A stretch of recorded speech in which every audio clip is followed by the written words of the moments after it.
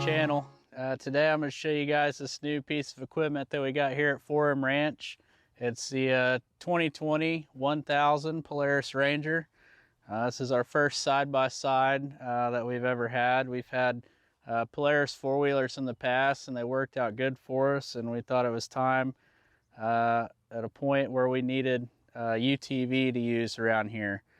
Now, the reason we went with this is because we've had good luck with our Polaris four-wheelers in the past, and we like the way they ride, and we needed something with a bed on it that we could haul stuff and kind of have a good horsepower to pull trailers around and stuff like that. So I'm going to go over some of the features of it, and I'll show you guys the video of what we do with it and how it works for us here at Polaris Ranch. So we'll start out at the front here. It's got 12 inches of ground clearance. It's 61 horsepower, and this is the matte titanium edition. And a neat thing they got on the front is a removable grill. There's two tabs you can just pull. That way you can clean out your radiator.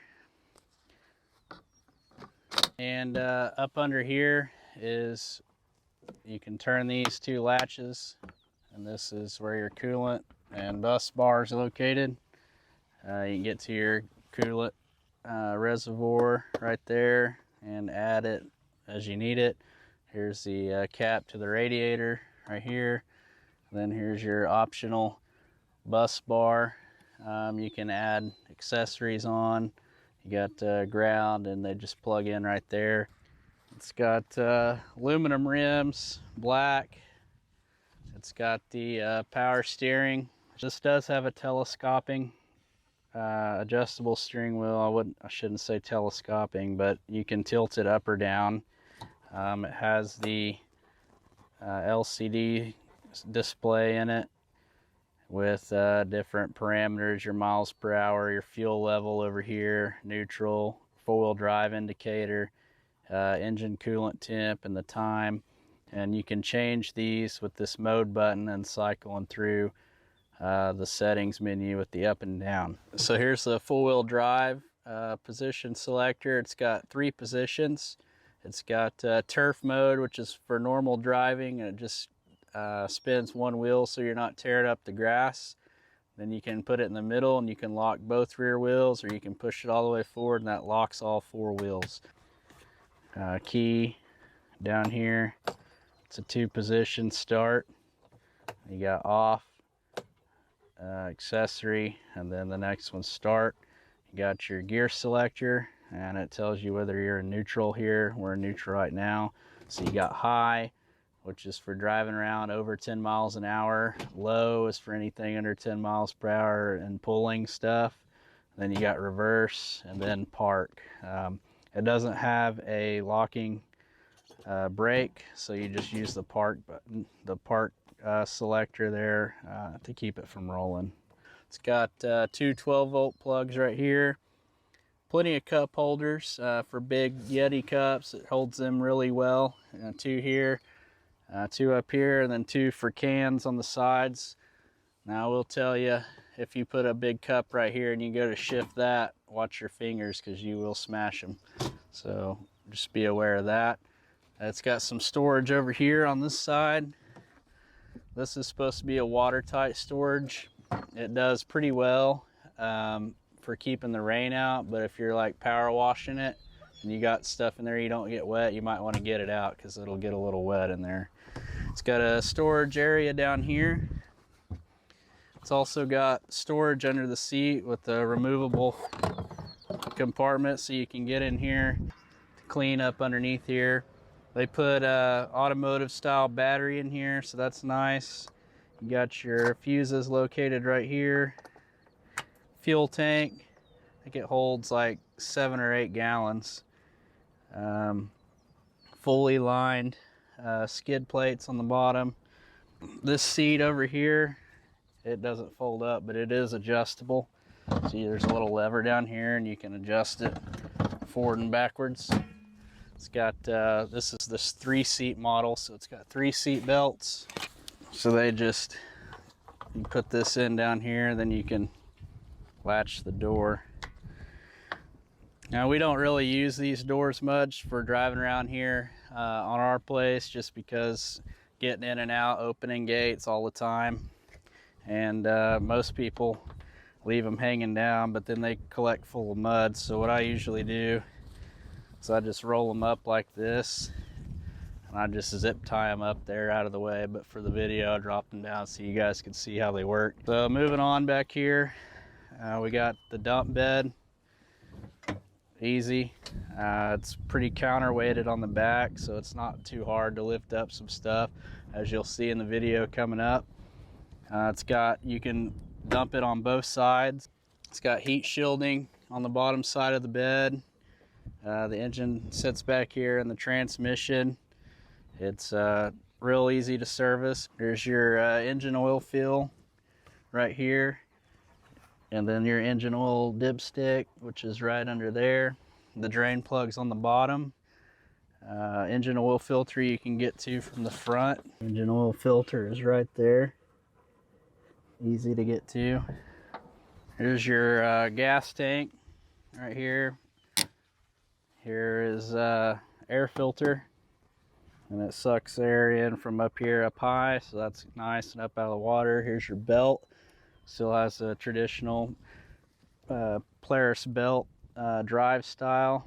We got the transmission service fill is right here in the back, and you can drain it on the bottom. Same way with the front. It's got the demand drive up front. You can fill it from the side, and then it drains on the bottom also. Easy to close. It's got automotive style tailgate latch. So it's got this latching system on each side, 2 cables. This tailgate does come off. You can just grab it and just pull it off like your pickup truck. It's got little tie down anchors in each corner of the bed. It's got the little holes for the Polaris lock and ride system. They got different accessories that you can put in the bed up here. It's got a standard 2-inch receiver adapter down there, so you can put a hitch on it. It's got a good muffler system on it. It's pretty quiet running down the road. It's got the Polaris PXT2 tread design tires on it. They do pretty good in the mud. Dual A-arms up front. It's got pre-wired for a winch. If you want to get a winch for it, it mounts in here. So anyway, guys, I just wanted to go over some of the features and a little bit of the specs on it real quick before we get into the rest of the video. If you want to look at some more detailed specs, you can go to Polaris's website and check it out there. But anyway, enjoy the rest of the video.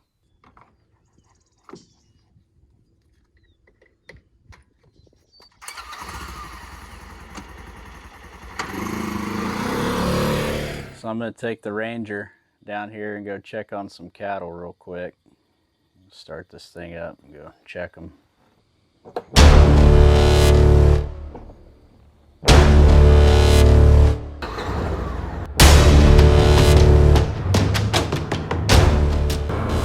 So we got a chance of storms coming in tonight, and where we got these cattle on our paddock over here across the creek, I'm going to go down here and make sure that they're all on the same side of the creek. So we've had a lot of rain the past couple days, and this creek's prone to flooding now. So we don't want them stuck on opposite sides of the creek. They may not be able to get back across for a little while.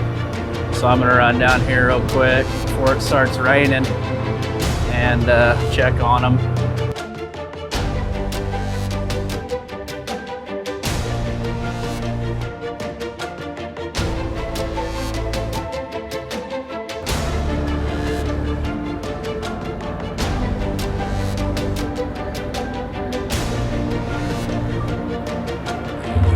So I think they're all down in here on this side.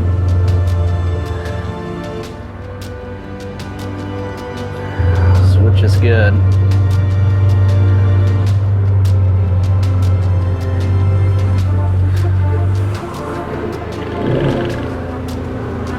Yeah, there they all are.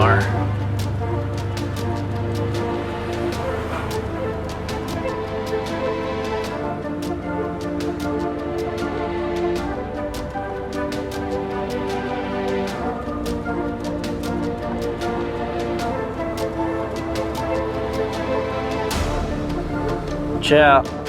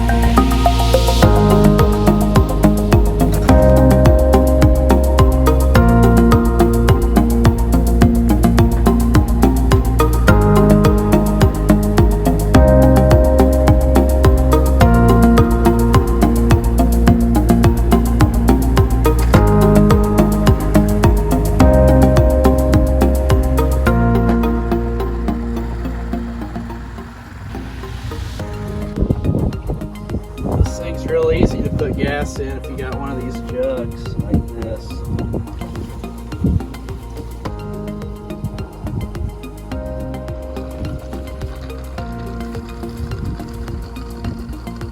You can still do it with a regular gas can, but these jugs are a lot easier.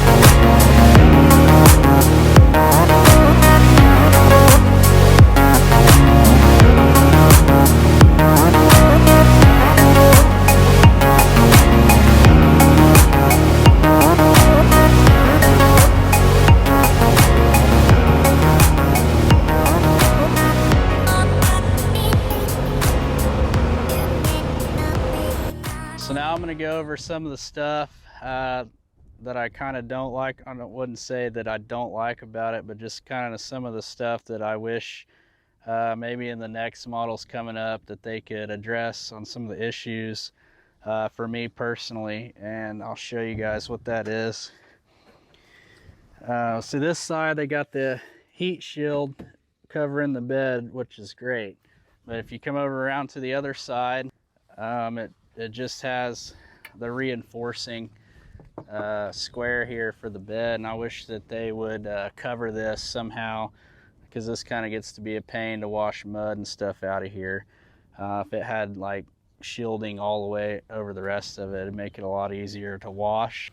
Some sort of rubber shield or something right here, front of this tire, to keep, I know the engine's got to get air around it, but somehow factor in some sort of cover for this, because there's a lot of mud that gets off this tire and gets packed up all up under here, under the battery. So if they could somehow maybe seal this off somehow to where you don't get all the mud and stuff in here up underneath. It is pretty decent to wash out, because you can see it's got the big holes in the bottom of it, so the water drains out okay, but just again, keeping that clean's kind of difficult at times. So other than that, we're pretty happy with it as far as performance, and that 61 horsepower is really plenty of power for everything we need it for. And like, we're not going out and doing the mud runs and stuff with it. If you like that kind of stuff, then you'd probably want to look at like the Razors, stuff like that. But for what we do, it's perfect, and we're really enjoying it. We took our time, made sure we properly got it broke in, and I waited that long to do the video so I could show you guys, you know, what this thing's kind of capable of and how we use it on our farm here. So anyways, hope you enjoyed this video. If you're looking to purchase one, hopefully you found this review helpful. If you did, please hit that like button, and that lets me know that the video is helpful to you. And also, if you're not a subscriber, if you would please hit that subscribe button. All you got to do is just click it. Doesn't cost you nothing, and it helps my channel out, so I'd appreciate it. And I'll see you guys next time.